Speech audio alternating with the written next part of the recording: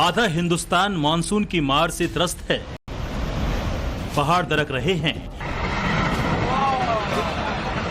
नदियां कोहराम मचा रही हैं, लेकिन आसमानी आफत है कि रुकने का नाम ही नहीं ले रही। पूरे हिंदुस्तान ने जुलाई में मानसून का जलजला देखा। केदारनाथ टू केरल कुदरत का नॉनस्टॉप कोहराम जारी रहा। पहाड़ी इलाकों में तो बादल फाड़ बर्बादी ने इंसानी वजूद को ही हिला दिया। अगस्त में भी मानसून ने पस्त कर दिया। राजस्थान, महाराष्ट्र से लेकर मध्य प्रदेश, गुजरात तक मूसलाधार बारिश ने सड़कों को दरिया बना दिया है। शहर शहर सैलाब देखने को मिला। विकराल होती नदियां जान लेने पर आमादा दिखीं। पिछले 2 महीने ऐसे बीते जब पहाड़ों से लेकर मैदानों तक मौत नाचती रही। फटते बादल, गिरते पहाड़ और विकराल होती नदियों ने सब कुछ अपने आगोश में ले लिया। जनता त्राहिमाम करती रही। अब जुलाई अगस्त वाला वही बादल फाड़ गदर सितंबर में भी सितम ठाने को आतुर दिख रहा है। ऐसे में सवाल है, क्या मॉनसून का मूड खराब हो गया है? क्या पहाड़ से प्रलय का संकेत आ रहा है? क्या मौसम अपना पैटर्न बदल रहा है? या भारत में ला नीना इफेक्ट भारी पड़ रहा है?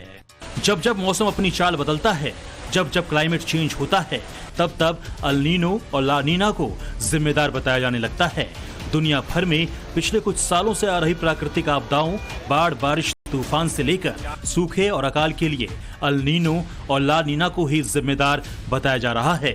आखिर अल नीनो और ला नीना क्या है और इसका भारत के मौसम से क्या डायरेक्ट कनेक्शन है, पूरी डिटेल बताएंगे। लेकिन पहले गुजरात से आई आसमानी आफत की तस्वीर देखिए। तस्वीरें गिर सोमनाथ जिले से सामने आई, जहां पिछले 48 घंटे से हो रही लगातार बारिश के बाद सरस्वती नदी उफान पर आ गई है और जो भी नदी के सैलाब के सामने आया वो जलमग्न हो गया। नदी की तेज धार ने माधव राय मंदिर को भी नहीं बख्शा। ऐसा लगा जैसे आज पूरा मंदिर नदी की धार में बह जाएगा। कुछ ही देर में मंदिर में करीब 8 फीट पानी भर गया। मूर्तियों से लेकर मंदिर का पूरा साजो सामान पानी में समा गया। मंदिर के पुजारियों और भक्तों को मंदिर की पहली मंजिल पर आसरा लेना पड़ा। गिर सोमनाथ का इलाका बारिश से किस कदर बेहाल है, इसका अंदाजा इसी बात से लगाया जा सकता है कि इस साल मानसून में ये तीसरा मौका है जब माधव राय मंदिर में इस कदर सैलाब आया है। भारी बारिश के बीच गुजरात के ही डांग जिले के प्रकृति की खूबसूरती का नजारा सामने आया। डांग के ऊपरी इलाकों में भारी बारिश के चलते नदियां उफान पर हैं। ऐसे में अंबिका नदी पर बना गिराधो झरना अपने पूरे शबाब पर दिखा। झरने की खूबसूरती को निहारने के लिए सैलानी भी उमड़ने लगे।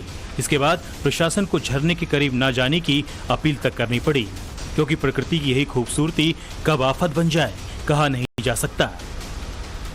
तस्वीरें वापी के पास दमनगंगा नदी से सामने आई, जहां नदी तट से होता हुआ गांव की तरफ जा रहा एक टेम्पो बीच धार में फंस गया। दमनगंगा नदी में 90,000 क्यूसेक पानी छोड़े जाने के बाद बाढ़ जैसी स्थिति है, लेकिन टेम्पो का ड्राइवर पानी की धार का अंदाजा नहीं लगा पाया और बीच में फंस गया। वापी में 38 घंटे में 19 इंच से ज्यादा बारिश होने के बाद ज्यादातर नदियां और नाले उफान पर हैं। सड़कों पर सैलाब है, पुल नदी में जलमग्न हो गए हैं। ऐसे में कई गांवों से जिले के संपर्क टूट गए हैं। वलसाड़ में भी कमोबेश यही स्थिति है। 12 इंच से ज्यादा बारिश हो चुकी है, जिसके बाद शहर के निचले इलाके पानी में डूब चुके हैं। रिहायशी इलाकों में पानी भरने के बाद लोगों की जिंदगी पर भी आफत मंडरा रही है। किसी भी आपात स्थिति से निपटने के लिए एनडीआरएफ की टीम मुआयना कर रही है। वहीं जिले के आला अधिकारी भी पानी में उतरकर मोर्चा संभाल रहे हैं। दरअसल महाराष्ट्र में जोरदार बारिश का असर गुजरात के वलसाड़ में भी दिखाई दे रहा है। औरंग नदी उफान पर है, जिसके बाद नदी किनारे बसे सैकड़ों लोगों का रेस्क्यू किया गया। वहीं दूसरी तरफ मधुबन डैम से पानी छोड़े जाने के बाद स्थिति और ज्यादा खराब हो गई है। हालांकि प्रशासन पूरी तरह से एक्टिव है और 28 गांवों में अलर्ट घोषित कर दिया गया है। सौराष्ट्र के राजकोट में भी सुबह से 6 इंच बारिश के बाद पूरा शहर जलमग्न नजर आ रहा है। सड़कों का नामो निशान नहीं है। चारों तरफ सिर्फ सैलाब ही सैलाब नजर आ रहा है। ऐसा लग रहा है जैसे गाड़ियां सड़क पर नहीं, समंदर के बीच में चल रही हों। जन्माष्टमी के मौके पर राजकोट में अलग अलग जगहों पर मेले का आयोजन भी किया जाता है, लेकिन इस बार मेले की रंगत पानी में घुलती हुई नजर आ रही है। मेला आयोजन स्थल पर इतना पानी भर गया है कि ना तो दुकानें खुल पा रही हैं और ना ही झूले काम कर रहे हैं। इस अंडरपास का हाल देखिए। लगातार बारिश के बाद इतना पानी भर गया है कि जिसने भी इसे पार करने की कोशिश की उसकी जान आफत में आ गई। महिसागर में भी भारी बारिश के बाद सड़कों पर सैलाब दिखा। हालांकि सैलाब के बीच ही लोग जरूरी सामान की खरीदारी करते भी नजर आए। गुजरात में भी अब तक औसत से 2% से ज्यादा बारिश हो चुकी है और अब एक बार फिर भारी बारिश का दौर शुरू होने वाला है। मौसम विभाग की माने तो यही ला नीना इफेक्ट है जो आने वाले सितंबर महीने में सिर्फ गुजरात में ही नहीं बल्कि पूरे हिंदुस्तान को प्रभावित करेगा। NOAA यानी अमेरिका के राष्ट्रीय समुद्री और वायुमंडलीय प्रशासन ने इसका अनुमान मानसून से पहले ही जता दिया था। NOAA की स्टडी के मुताबिक प्रशांत महासागर में ला नीना का असर जून से पहले दिखने लगा था। अनुमान जताया गया था कि जून से शुरू होने जा रहे मानसून में बारिश ज्यादा होगी। बारिश की वजह से कई राज्यों में बाढ़ की स्थिति भी बन सकती है। अगस्त तक इसका असर बढ़कर 49% हो जाएगा, जबकि सितंबर तक ला नीना का इफेक्ट 69% तक बढ़ सकता है। और अब तो सितंबर का ट्रेलर अगस्त के आखिरी हफ्ते में ही दिखाई देने लगा है। गुजरात के साथ ही रेगिस्तान वाले राजस्थान में मानसून बैकफायर कर रहा है। अरब सागर और बंगाल की खाड़ी में बने सिस्टम के चलते दक्षिणी राजस्थान में भारी बारिश का दौर शुरू हो गया है। अजमेर की तस्वीर देखिए। भारी बारिश के बाद शहर के कई इलाके तो टापू बन गए।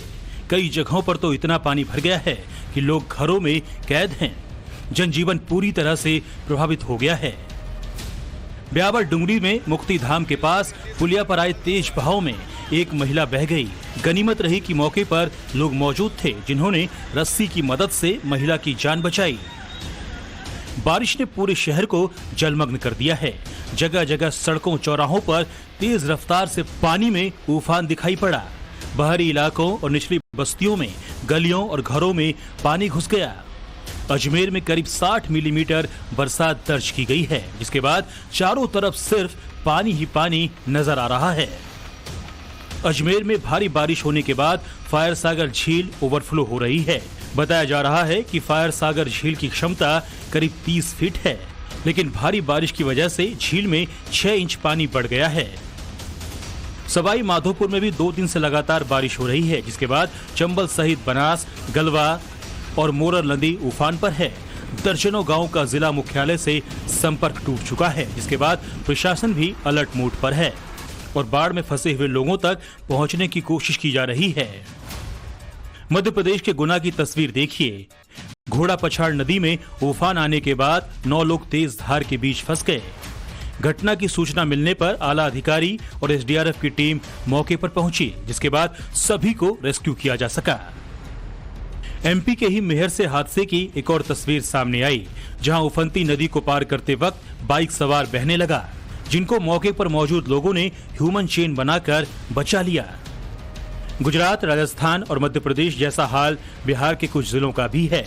जहानाबाद की तस्वीर देखिए, जहां दरधा और यमुना नदी में अचानक उफान आने के बाद कई इलाकों से संपर्क टूट चुका है। पुल के ऊपर से पानी बह रहा है, जिसकी वजह से आवाजाही रुक गई है। तो वहीं नदी में आई बाढ़ के बाद निचले और नदी किनारे बसे इलाकों में अफरा तफरी मची हुई है।